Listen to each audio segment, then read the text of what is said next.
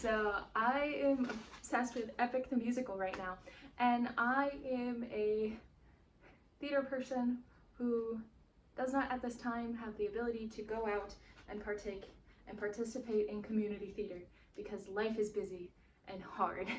So I have so many thoughts of how the Epic musical could actually be staged when it is an actual production and not just the concept albums we have been getting. So today I'm going to discuss that a little bit, and I hope you enjoy, and I hope you are able to see what I'm drawing up here. So we'll start off with the basic stage. So the basic idea of what I have for a set design is going to be based around a main stage here.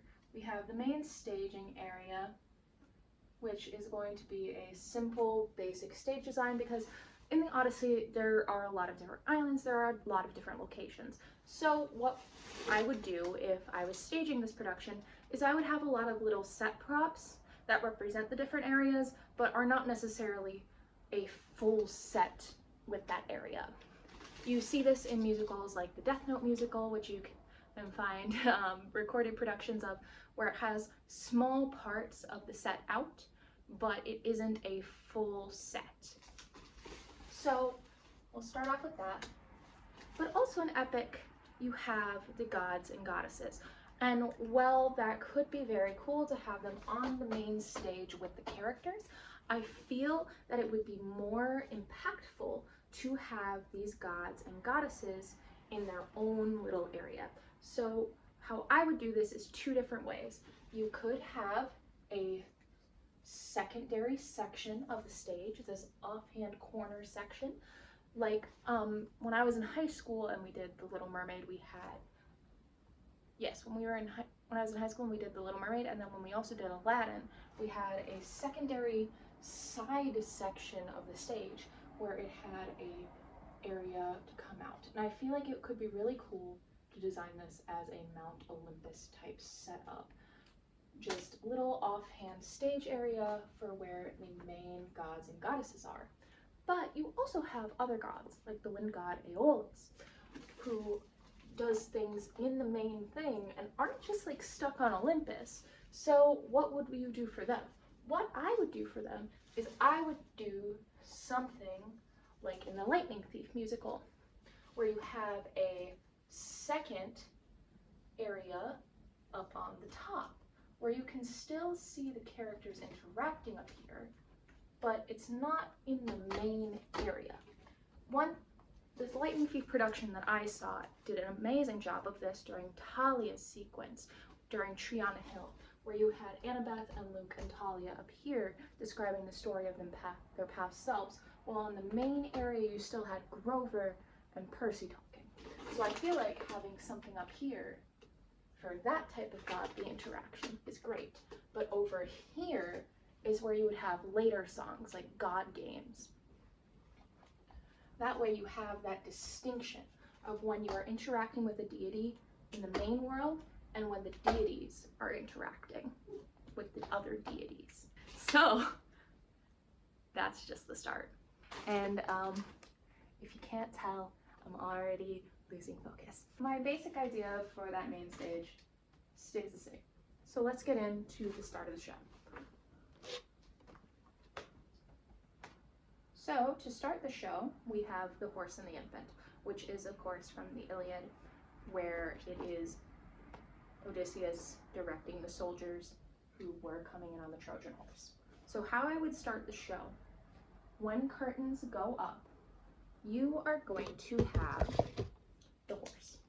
Now the horse is not going to take main stage, it's not going to take center stage. It is going to be the side prop over here.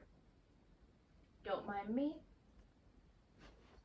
I was not a horse girl, I did not learn how to draw horses. But right over here, we are going to have the Trojan horse. And we are going to have the Trojan horse partially enter stage during something like an overture or as the curtains are coming up. And then you are going to have the soldiers entering from behind it on the stage. You could also do something cool if you have the budget for it, where they actually come out of the horse with like a little ramp or something like that. But just coming out of the stage from right behind the horse to start the show. So then you would, of course, go, all right, my brothers, listen closely.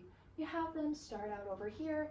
Maybe you have another secondary little stage. Maybe this can be used over here repeatedly throughout the show to represent some sort of castle or construction like that.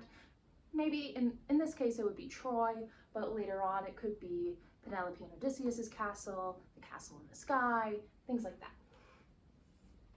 But for now, let's just start with the horse. So you have, my brothers, listen closely, you have Odysseus talking to his fellow soldiers on the Greek army side, right over here. You have him directing them, you have them going and planning to battle. And then you have the, what do you live for, what do you try for, what do you wish for, who do you fight for? What we can do is we can have Penelope and Telemachus enter over here. And another thing about Telemachus's actor, in a staging production, I want Telemachus's actor and young Odysseus's actor to be the same person.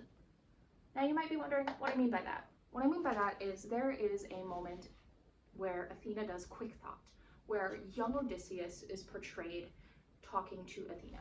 So you have older Odysseus, and then you have quick thought Athena and young Odysseus. I want that actor to be the same one that plays Telemachus throughout the show, because Telemachus is then portrayed as this younger version of his father, this more idealistic version of his father, the version of his father that still sees the world with open arms. So you have, during that moment where Odysseus sees his wife and his son in a vision type setting, you have him go like, Penelope, Telemachus, I love you so much. Your love is of my life. I love you so much. And it's expressed in a very, very beautiful musical number. But then you have an epic battle sequence where you have the Troy soldiers come out of this castle area from that side of the stage, and you have the Greek actors come from this side of the stage, and they meet in the middle and they do a battle sequence. And then during this battle sequence, you have Odysseus attacked by the vision of none other than Troy's very own Prince You know what I'm talking about if you know Epic the musical. So we have Odysseus get attacked, and then I want all the actors to freeze. Freeze in place. Everything is frozen in time. So you have people mid-battle, person holding up a sword in the background, another person who has like a sword to their throat in the background, mid-battle. And then up here, I want Zeus. I want Zeus either here or I want Zeus here. I'm thinking Zeus should go over here because he should not leave Olympus throughout the show. This is the king of Olympus. This is his space. He is in the air. He's in Olympus. However, for this moment at the start of the show, I feel like him being here would also be acceptable. Just for the start of the show, the rest of the show, Zeus stays over here. He does not leave his castle. But you have Zeus talking down with Odysseus, who is the only one not frozen. And then you have someone in black, like person that's not supposed to actually be here, come out and place a bundle that is meant to represent a baby. And that's when you get horse and an infant. It is still Odysseus frozen in time with everybody else. Horse and the infant goes. He does the horse and the infant things. Oh. I think I said the wrong song. But the next song where it's Just a Man. Just a Man goes, Odysseus is still frozen in time. He goes and picks up the baby and goes, I'm just a man fighting to go home. Yes. So you have Just a Man, and then when Just a Man ends, the rest of the fighting ends. They get through their victory, they end the show, and the horse exits. Horse is gone. Horse is gone from the show. This is why you do not invest a lot of money in the horse. Honestly, it would be really funny for a low-budget version of the epic musical to get like one of those little child rocking horses and just have that be the horse. I want that a little bit inside. but that's low budget epic, not high budget epic. But after this whole mess, we get into the next bit, where we go full speed ahead and we go into open arms. And now I need to clean this off so I can actually show you my idea for open arms and full speed ahead. So at this point, Zeus left. Zeus left after the horse and the infant. Maybe he's dicking around over here in the Olympus section, but Zeus is not in the main stage anymore for the most part. Zeus is gone. They defeated Troy. They did the whole battle sequence. Troy's done. They got Helen back. All the things. Odysseus is preparing his men to go back home to Ithaca. So at this point, we want to have Odysseus's ship, his big old ship that he's leading the rest of his army back home with. So we are going to either have that ship right here smack dab in the background. I don't think that works because we want this main stage to be our main stage. We do not want the ship obstructing this. So we do not put the ship here. Well, it seems like a very plausible option because so much stuff happens on the ship. It also just does not make sense to put the ship center stage. So what we're gonna do, we're gonna go like we did with the horse. We are going halvesies on it. We are having the main brunt of the ship over here. You can make it big, you can make it cool, but we are having it to the side of the stage. And it is going to be rolling, so you can get this in and you can get this out. So you have the main ship, and during full speed ahead, you have people climbing onto it. And then you have those same people pull this ladder back up and onto the ship, and they are going to pretend that they are sailing. You are going to have someone backstage making and pulling on curtains to make it look like these sails are billowing on the sea. Maybe you even have some props in the foreground that look like waves, but you are going to make it look like this ship is moving as these characters are singing. But full speed ahead does not need a big explanation. They are on a boat. They are sailing on a boat. Open arms is where it gets interesting because you are going to the land of the Lotus Eaters, which I cannot write in the pink marker that I wanted to for this because it does not show up as well as I thought it would on here. So I'm going fully purple, which is a little bit disappointing for what I wanted to do. But we have the land of the Lotus Eaters. And the Lotus Eaters in this show are kind of just like little guys. They're little guys, they're little crazy little guys who just want to make you sleep forever and forget who you are. But they're just little guys. Come on, they're just little guys. And my little guy wants to say hi. Okay.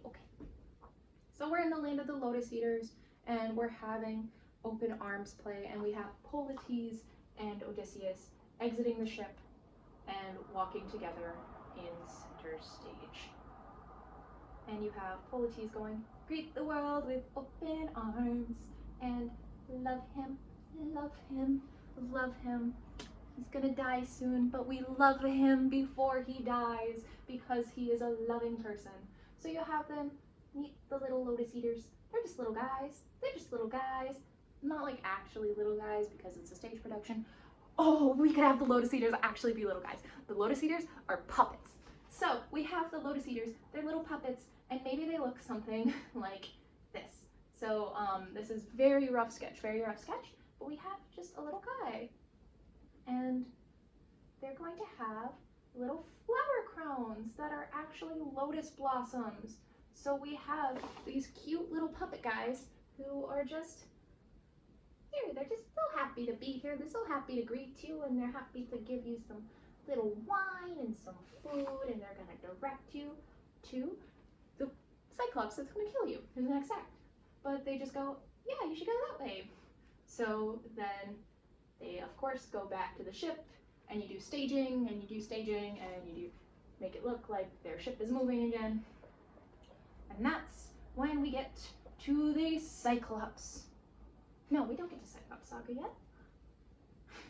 So we have them go back to the ship. But before they actually get back on the ship, that is when we get the quick thought with Athena. That is when we get the quick thought with Athena after we get the little cute little lotus guys. Polites gets back onto the ship with the ladder again. They pull the ladder back up before Odysseus gets back on it to have Odysseus have a moment with Athena.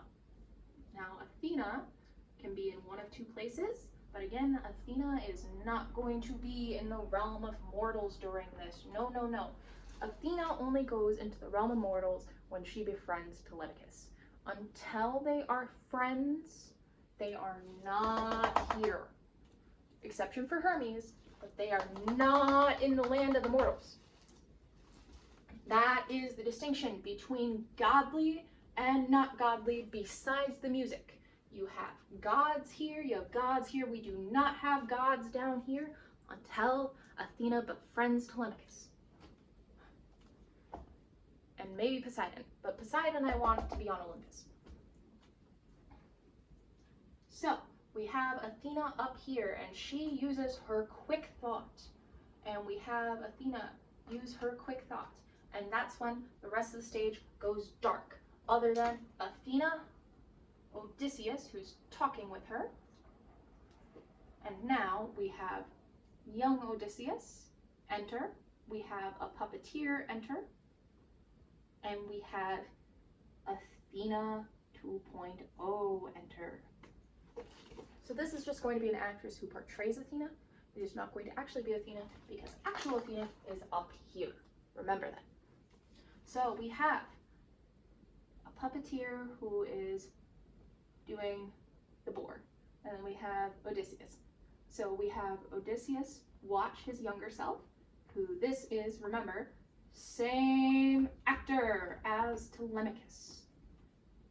And he defeats the boar, and then after the boar is defeated, it gets brought off stage by the actor, so it is just Odysseus, and we have little Athena in the corner over here. Athena is not meant to be super noticeable, but we have Odysseus go, "I can see you." And she goes, "How?" And he goes, "Haha, lied." So then she approaches and the two talk in the quick thought. But she is still going to hold herself to a distinction because she is a goddess.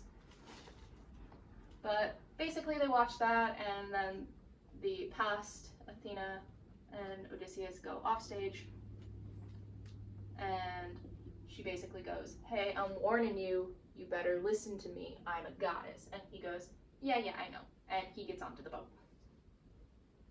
And that is when we enter Cyclopes Saga. I misspoke earlier. So the boat basically been stationary. Boat is still here. Boat's doing both things. The reason we want the boat on the side is because boat can then do both things. You can have so much fun with the background actors can have so much fun on this boat because the boat is basically going to be here for a majority of the rest of the show. Maybe exception on Calypso's Island and past that point, but for a good chunk of the show, this boat is staying this boat, and it's going to stay right here because it is needed to be right there. Sorry, my cat is being cat. So this boat is going to stay right here, and this boat is going to keep doing boat things. So in the background on this boat, you can have actors goofing off. During open arms, they're happy. They just want a war. Maybe they're drinking. But then we get to remember them, and after the Cyclops Saga, and they're all sad and depressed because Polites is gone, and the background actors are all like mutually grieving and sad about it. And then you get to keep your friends close, and all of them are like huddled, and they're suspicious of Odysseus, and they're talking to each other behind his back.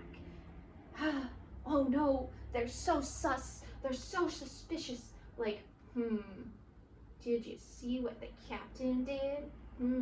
He's hiding treasure from us. The background actors can have so much fun on this boat. Have fun on the boat. That is why we keep the boat in the corner, because this this is going to be comedic relief for the audience, while also portraying how the rest of the crew is feeling. But we get to the Cyclops Saga, and that's when the cave enters. And we're going to have the cave over here in the corner, and we're going to have maybe a little fence with some sheep puppets, but basically we're going to have a couple sheep over here in puppets, and we're going to have big old nobody. And I think nobody, why am I saying nobody? Polyhemus, the fucking Cyclops. Odysseus is nobody. Oops. I promise you I know Greek mythology. I have a hyacinthus tattoo. I'm just rambling. So we have Polyhemus, we have the Cyclops, and we have the people. But the Cyclops isn't out yet. The Cyclops is going to be a big puppet, but we have the sheeps. So we have a couple of the crew go off the boat, and they go ahead and kill the sheep. So back here, we still have the party people because they don't know what's happening. They don't know that their friends are being killed. They're just partying on the boat, which is why survive is going to be impactful. It's going to be 600 lives at stake. It's just one life to take. That is going to be impactful because we see these unsuspecting crewmates over here on the boat. They don't know what's coming for them if these guys fail. So they kill the sheep, they piss off the giant who exits, and then they talk to him and they trick him and he collapses, and he's gonna collapse like center stage about. So they're like, we can't get back because of where he is. And that's when they're gonna like sharpen the spear, do all the club, they're gonna do things, and then they're gonna be some other giants who are like, what's up? And he's like, nobody hurt me. And they're gonna be like, okay, whatever, piss off, and walk away. So then, they defeat nobody, and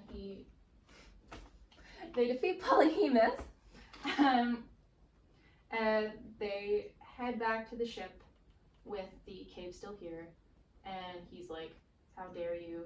And they're like, I'm Odysseus, sucker. And meanwhile, you get Athena, who is not up here anymore. She has now returned to Olympus, and she's like, have you forgotten the lessons I taught you? And he's like, I'm Odysseus, peace off. And that's when the Cyclops Saga ends. We have this taken off stage. We have Athena, who's like, goodbye. No, during my goodbye, Athena goes from here to over here, because this is her being like, I'm no longer interfering with you, Odysseus. I'm going back to Olympus. So Athena goes back over here. That makes more sense. So Odysseus says, bye, sucker, and the cave goes away, and they're back on the road. Without actually being on the road, they're on the road of the ocean. And that's when Storm happens. So we have Storm happen, and they take in the sails because the sails are getting beat to crap by this storm. But basically, we're going to see the people like freaking out on the boat because storm. And that's when the island in the sky appears, which is actually just going to be some props added to the up here part by the gods. Oh, when Odysseus goes up to the island in the sky and keep your friends closer, what they're going to do is they're going to lower either a ladder or something else, and Odysseus is going to climb up to the land of the gods, where he's not supposed to be, but he talks to the wind god Aeolus and her minions. And they're going to be up here, and Odysseus is going to meet them up here, and he's going to talk to them, and he's going to get that bag, and he's going to come back down onto the boat. And that's when the people get suspicious. that is when they start side-eyeing each other. And they go, what is our captain doing? Why is he hiding this treasure from us? That's what they're doing on the boat. And Odysseus, after he comes back down, because Aeolus and her minions are still up here, they're still interfering. Maybe some of the minions come closer to the boat. Maybe they're antagonizing some of the crewmates. But overall, they're sailing, they're having a good time, they're making it home. Odysseus is on the front. And then over here, in what should be the ocean, you get that Penelope actress, and you get that Telemachus actor again. And he's like, let me embrace you.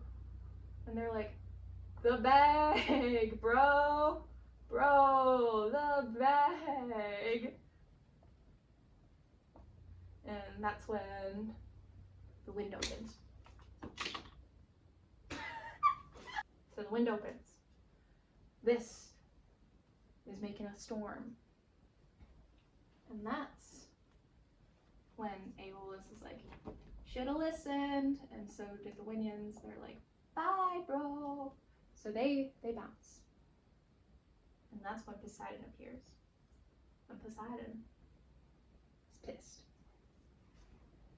So how I envision ruthlessness taking place is Poseidon starts on Olympus. He is pissed, but he's not that pissed yet. He's looking for an apology. So he's like, bro, ruthlessness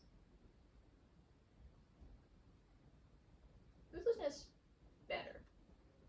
And Odysseus is like, bro, I'm sorry, but not actually saying sorry. So Poseidon gets pissed. And that's when you have maybe some actors with props and things. A lot of actors on here are freaking out. They're running around the ship, and maybe some are falling overboard and things like that. And maybe during this song, Poseidon goes from over here to over here because he is pissed. And now he is invested in seeing this ship go bad. So now during the show at points, we will get Poseidon over here instead of on Olympus because he is invested in making this trip go wrong. And that's basically how I see ruthlessness. Ruthlessness is fairly simple. They're on a boat. Odysseus is like, we're on a boat, son, it's a storm, and goodbye, Poseidon. Yes. Right, and now we are getting to the Circe Saga, which is where I'll actually need lyrics again, because my favorite song of the Circe Saga is Wouldn't You Like? And I have just been listening to that on loop instead of listening to the rest. So then we are going to get Puppeteer, where Puppeteer is like, go make sure the island is secure. So Odysseus is here, they're here. He sends some people off to make sure this pretty nice island is secure. Maybe we just have like a fancy house in the corner. Like it's a fancy house or something, like something to represent that they're on Circe's island. But basically, he sends a crew off, they go, they do their thing. And then he comes back and he's like, hey, we found a place, and she turned our guys into pigs. So then we have, over here in the corner, we're gonna represent Circe and the guys, and she's like, come inside, blah, blah, blah, and they're all like, cool. And then what I think would be really cool is to have these guys, these crewmen, also be trained puppeteers. So when they get turned into pigs, instead of completely getting rid of their costumes and things or having puppeteers come and replace them for pigs, I want these actors to control pigs. So I want like this crewmate to go from being himself to controlling this little pig. Because I just think That would be fun. So we have the crewmates controlling their pig selves, and we have Circe, and they're like, what do we do? Gotta save them. I've got all the power, power, girl power, yeah. And then we get Wouldn't You Like, where this one, I want to be a little bit extra, because Hermes is a little bit extra, and the actor for Hermes deserves to go so ham on this stage. He does such a good job with this character. He emulates the god Hermes so well in a stage production. I'm top tier goodness. So what I want to see happen with Wouldn't You Like is I want Hermes to be up here, yes, but I want background dancers. I want people dancing circles around Odysseus here, and Odysseus is just like, I'm here, I guess. And all these actors are dancing along with Hermes, and I want these guys to be in sync. I want Hermes to be like, yeah, we're puppets here, because this is Circe's island, but also you're a god. So basically that's what I want. I want to see Odysseus go center stage and Hermes also be center stage, and I want to have like a bunch of the background vocalists matching Hermes' moves as he eventually drops a package onto the stage, and that is where Odysseus' actor gets the holy moly. And then basically the next few songs are just Odysseus and Circe in her little section, and they're facing off, and then she's like, I'll get you to the underworld. And that is how I see the staging for Epic the Musical from what is currently officially released. And I hope you like it, and I have been nonstop thinking about this, and I have ideas for the non-officially released stuff too, but this is my idea for what is currently released. And yeah, I really like Epic, and I think you should give it a shot if you have not listened to it yet, because even if you don't like Greek mythology, songs like Wouldn't You Like are just such bops. They're so good.